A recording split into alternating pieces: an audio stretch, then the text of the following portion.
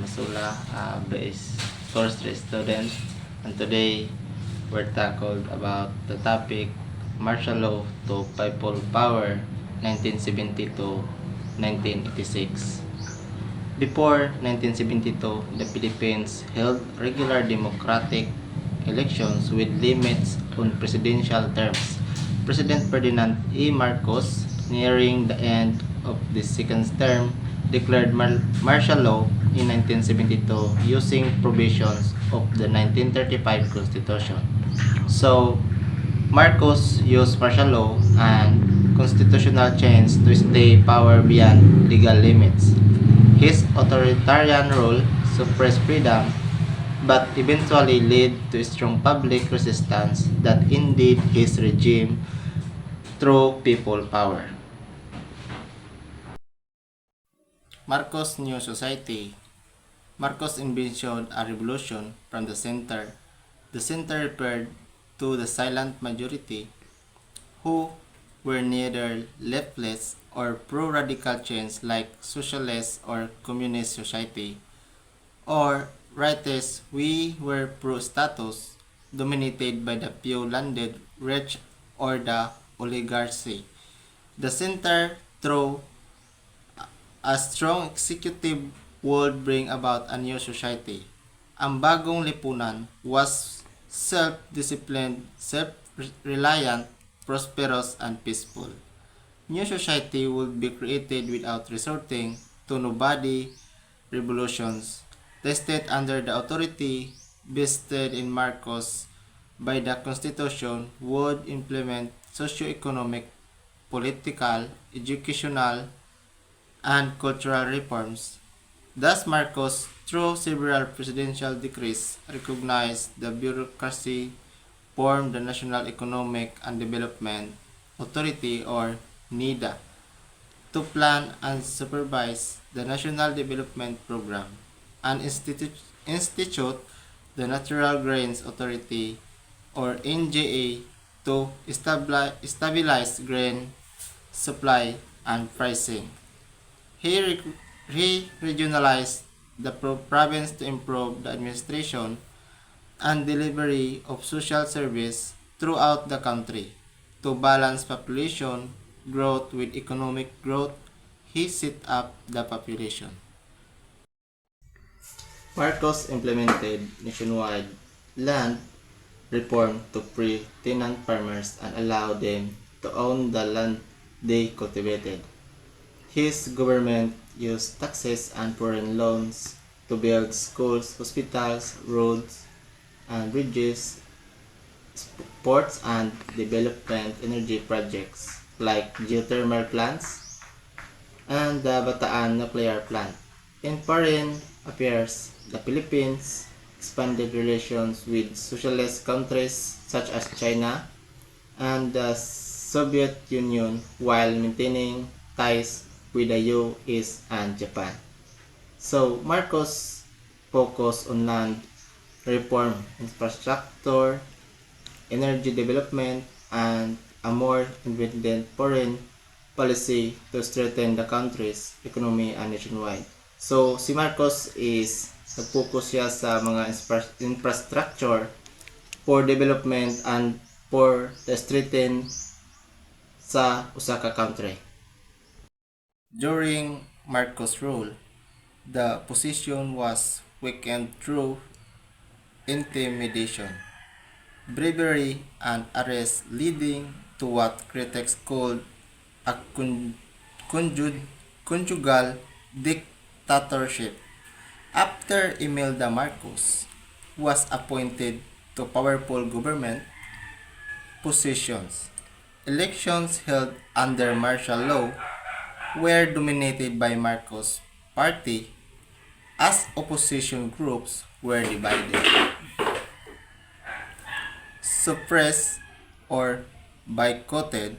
Although martial law was officially lifted in 1981, Marcos retained key secured his control by disqualifying opponents like Ninoy Aquino from running and granting immunity to Marcos and his Alice, ensuring his continued dominance in politics.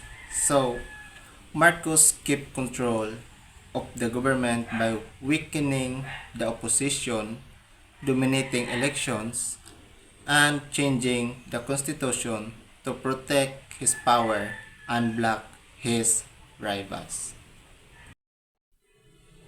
Marcos easily won the 1981 election with 88% of the vote, inaugurating the Fourth Republic.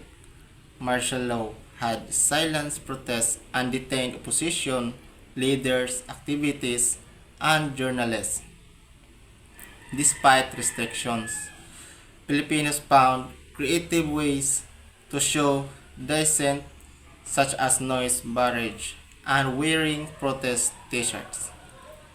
The Catholic Church also spoke out against human rights abuses, including killings, disappearance, and torture of suspected opponents.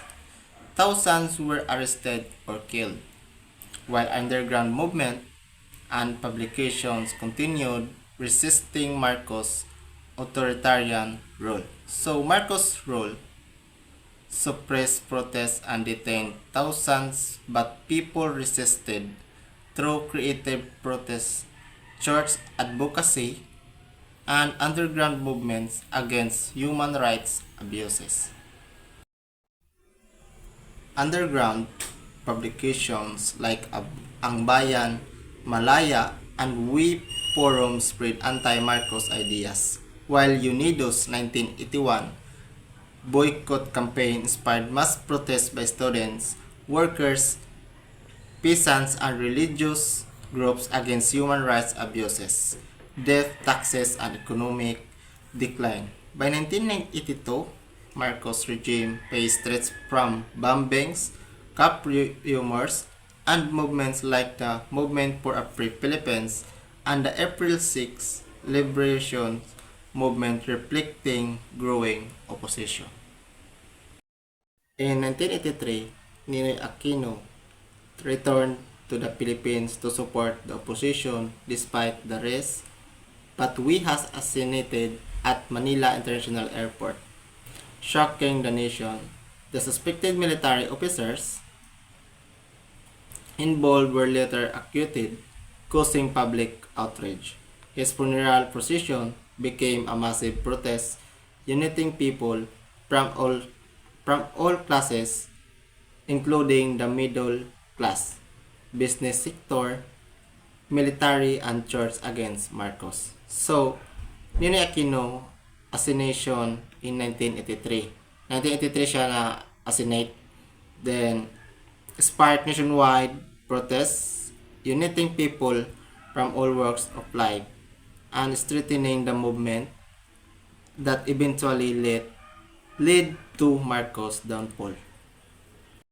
Then, 1986, widespread protests and pressure from both the public and the US led Marcos to call a snap election on allegations of both manipulation by Comelec and the walkout of 38 computer programmers sparked outrage, fueling massive rallies. Despite Marcos being declared the winner, Aquino held a people victory rally, calling for civil disobedience and challenging the election results, setting the stage for the People Power movement. Election marked by alleged fraud sparked public outrage and massive protests, strengthening Cory Aquino's call for civil disobedience and paving the way for people power.